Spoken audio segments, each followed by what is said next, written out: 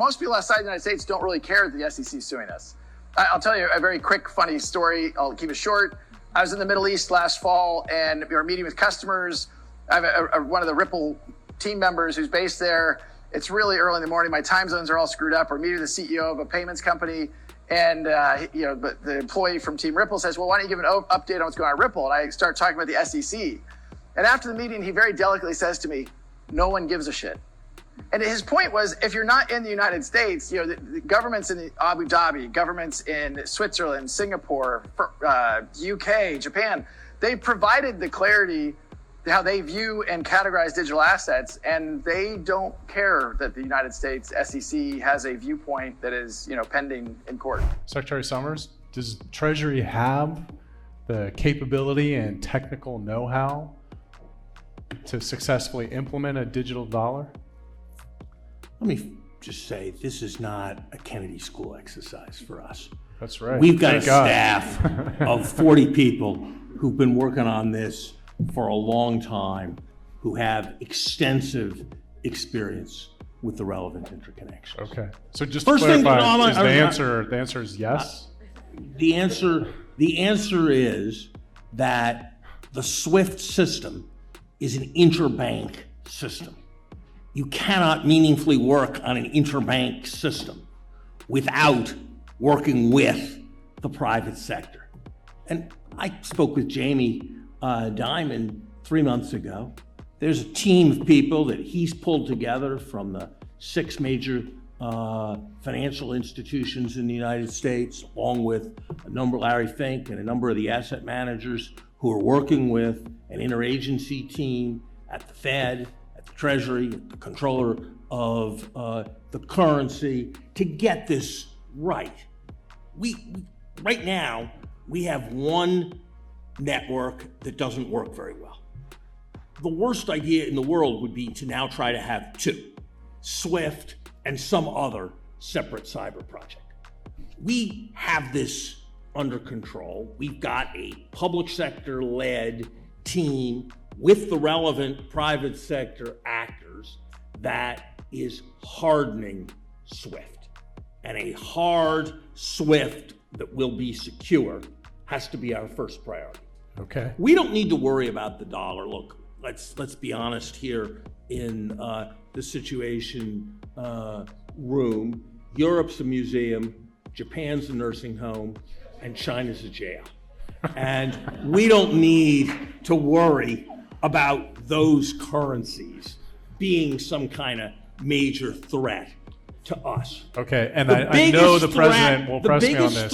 When can we make this happen? If it's a real option, we have to think about implementation. What's up, everyone? I hope you're all having a fantastic day. Have you noticed from the videos I've shared that the fiat, Bitcoin, and Ethereum supporters seem scared? From the video, it's easy to notice that these guys have just woken up to the truth that they might not be here for too long. There's a new crypto in town that could potentially change the whole financial world, and that's XRP. Call me crazy, but I think that's exactly what everyone is trying to do so that you don't actually see the truth. Imagine that. Is the XRP army conspiratorial, or are we all trying to shed light on what's happening behind the curtains? Or are you trying to cover up the truth? As always, welcome back to Money Side, your favorite crypto news channel. If you're new here, welcome to the XRP Army. Hit that subscribe button and turn on notifications so you don't miss out on our daily crypto news updates. In more exciting news today, we have this tweet from David Schwartz, who posted something interesting about claims that he is Satoshi. In his tweet, he says, "There is nothing defamatory about saying that Craig Wright is not Satoshi, just as there is nothing defamatory about saying that I am not Satoshi. There is nothing inherently wrong with not being Satoshi." The argument that such a statement could be defamatory comes from that fact that Craig Wright has said that he is Satoshi, and thus saying he isn't is calling him a fraud and a liar. But if that were the law, then anyone could make any claim defamatory by insisting that they knew that claim is false. If I insist that I know that Donald Trump is a liar, does that mean that anyone claiming to be Donald Trump is honest is defaming me? That can't be right. In context, calling Wright a liar or fraud is identical to saying he's not Satoshi. and saying he's not Satoshi is not defamatory. His choice to tie his reputation to a claim cannot turn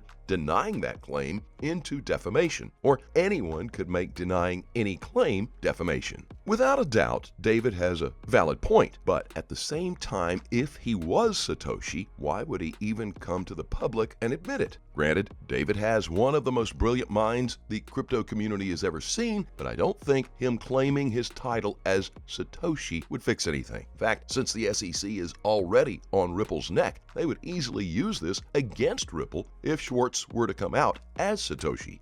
Here's an interesting reply to this thread. XRP Crypto Wolf posted a question to David saying, "Wouldn't be surprised if Satoshi is really the CIA or NSA." And David replied saying, "That's not a terrible theory. If the NSA or the CIA happen to stumble on how to make Bitcoin, it might make sense that they would implement and deploy it to eliminate the risk that someone hostile to the US would do it first and potentially make billions of dollars." Remember, David used to work for the NSA, so he knows how it works, and that could be the whole truth that's been covered up for years. The only reason the government could have made Bitcoin is to avoid one person making that much cash. I think that's the same case with what they're doing to Ripple. Unfortunately, XRP was created by a private company, and that's terrifying to the government. At least they have control over Bitcoin and potentially Ethereum, but not over XRP, because the rest of the world chose to embrace this coin rather than sue it. The government also has control over Swift, and they are trying to slow down XRP so that Swift can catch up. But that's not going to happen. Not with David and Rosie